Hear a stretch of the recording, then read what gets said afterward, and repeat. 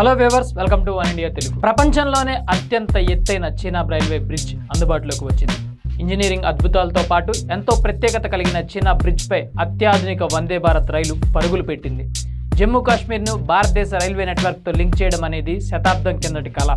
ఆ రైలు మార్గానికి 132 ఏళ్ల క్రితం కాశ్మీర్ రాజు చేసిన ఆలోచనకు 42 ఏళ్ల క్రితం బీజం పడింది. బ్రిటిష్ కాలంలో పునాదిరాళ్లు పడినా కార్యరూపం దాల్చలేదు. ఇప్పుడు మోదీ సర్కార్ హయాంలో 100 ఏళ్ల కళ నిజం కాదు. అయితే 50 కోట్ల రూపాయలతో పూర్తి చేయాలనుకున్న ఈ ప్రాజెక్టు కాస్త ఇప్పుడు దాదాపు 43,800 కోట్లకు చేరింది. సుదీర్ఘ నిరీక్షణ తర్వాత జమ్మూ కాశ్మీర్కు ఒక రైలు నడిచింది. స్టీమ్ ఇంజిన్ రైలు నడిపించేందుకు ముందుగా ప్రణాళిక సిద్ధం చేశారు. కానీ ఇప్పుడు ఏకంగా వందే భారత్ రైలునే ఆ మార్గంలో ప్రయాణించింది. ఎంతో విశిష్టతతో పాటు భారతీయ ఇంజనీరింగ్ నైపుణ్యాలను రంగరించి నిర్మించిన ఈ చీనాబ్ బ్రిడ్జ్ ప్రారంభోత్సవ వేళ చీనాబ్ వంతెన ద్వారా భారతీయ రైల్వే నెట్వర్క్ తో జమ్మూ కాశ్మీర్ అనుసంధానమైంది. కాత్రా శ్రీనగర్ వందే భారత్ రైలు మొదలవగా భారత్ కు ఎంతో కీలకమైన చీనాబ్ వంతెనను కేంద్రం జాతికి అంకితం చేసింది. మరి 100 ఏళ్ల కాలంలో ఏం జరిగింది?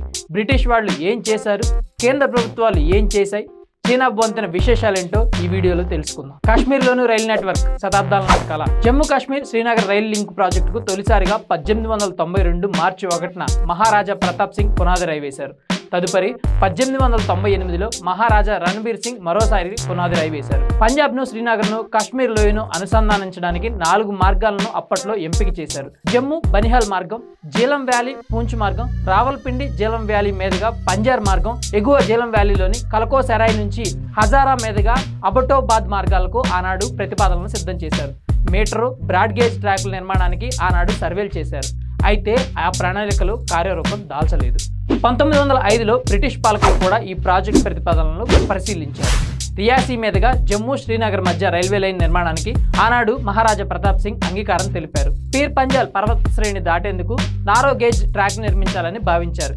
ఈ ప్రతిపాదనలు కూడా అటకెక్కాయి. భారత్కు స్వాతంత్రం వచ్చాక చాలా సార్లు ఈ రైల్వే ప్రాజెక్టులపై చర్చ జరిగింది. ఎట్టకేలకు 1981లో జమ్మూ ఉదంపూర్ రైల్వే ప్రాజెక్టుకు కేంద్ర సర్కార్ ఆమోద ముద్ర వేసింది. 1994, 1995లో ఉదంపూర్, శ్రీనగర్, బారాముల్లా మధ్య తుది రైలు లింక్ ప్రాజెక్టును మంజూరు చేసింది. 2002 సంవత్సరంలో కేంద్ర ప్రభుత్వం ఈ రైల్వే లైన్ ను జాతీయ ప్రాజెక్టుగా ప్రకటించింది. ఇప్పుడు ఈ ప్రాజెక్టు పూర్తయింది. అమర్నాథ్ యాత్రికులకు ఎంతో సౌకర్యం. కాత్రా శ్రీనగర్ వందే భారత్ రైలును ఈ ఏడాది ఏప్రిల్ 19 నుంచి ప్రారంభించాల్సి ఉండగా ప్రతికూల వాతావరణ పరిస్థితుల కారణంగా ఆ కార్యక్రమాన్ని వాయిదా వేశారు. ఏప్రిల్ 22న జమ్మూ కాశ్మీర్లోని పెహల్గాంలో జరిగిన ఉగ్రదాడిలో 26 మంది ప్రజలు ప్రాణాలు కోల్పోయారు. ఉగ్రదాడి తర్వాత కొన్ని వారాల పాటు భారత్ పాక్ మధ్య తీవ్ర స్థాయిలో సైనిక ఘర్షణలు చోటు చేసుకున్నాయి. ఉదంపూర్, శ్రీనగర్, బారాముల్లా రైల్వే లింక్ ప్రాజెక్టులో భాగంగా కాత్రా శ్రీనగర్ రైల్వే లైన్ను నిర్మించారు. తొలి దశలో కాత్రా, బారాముల్లా మధ్య రైలు నడుస్తాయి. జమ్మూ తావి రైల్వే స్టేషన్ విస్తరణ పనులు పూర్తయ్యాక రైలు సర్వీసును జమ్మూకు కూడా అనుసంధానం అవుతాయి. దేశంలోని ఇతర ప్రాంతాల నుంచి వచ్చే ప్రయాణికులు కాత్రాలో దిగి కాశ్మీర్కు మరో రైలు ఎక్కాల్సి ఉంటుంది. అదేవిధంగా కాశ్మీర్ నుంచి తిరిగి వచ్చేటప్పుడు ప్రయాణికులు కాత్రా నుంచి తమ తదుపరి ప్రయాణానికి మరో రైలుని ఎక్కాలి.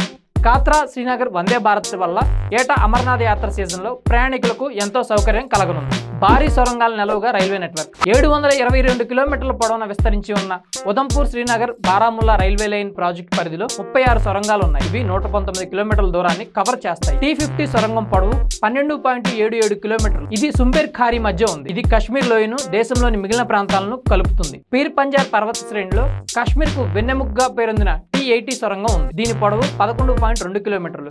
ఇది బానిహాల్, కాజిగుండ్ మధ్య నిర్మించబడింది. 5.099 కిలోమీటర్ల పొడవైన T34 సొరంగంపై కార్డ్, అంజికాడ్ మధ్య నిర్మించబడింది. 3.2 కిలోమీటర్ల పొడవైన T33 సొరంగం కాత్రాపట్నం శివార్లో నిర్మితమైంది. 3.2 కిలోమీటర్ల పొడవైన T25 సొరంగ నిర్మాణ పనులు 6 సంవత్సరాలు కొనసాగాయి.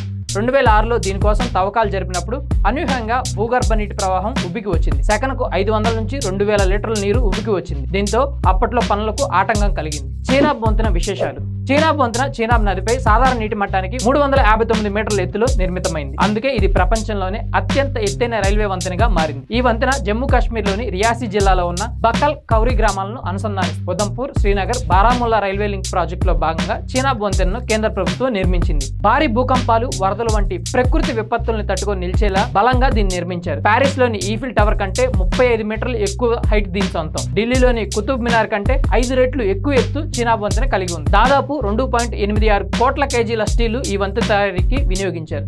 -10 డిగ్రీల సెల్సియస్ నుంచి మొదలుకొని గరిష్టంగా 40 డిగ్రీల సెల్సియస్ ఉష్ణోగ్రతల్లో ఈ వంతెనను వాడుకోవచ్చు. 1.31 కిలోమీటర్ల మేర విస్తరించి ఉన్న చీనా వంతెన నిర్మాణానికి కేంద్ర ప్రభుత్వం 14,086 కోట్లు ఖర్చు చేసింది.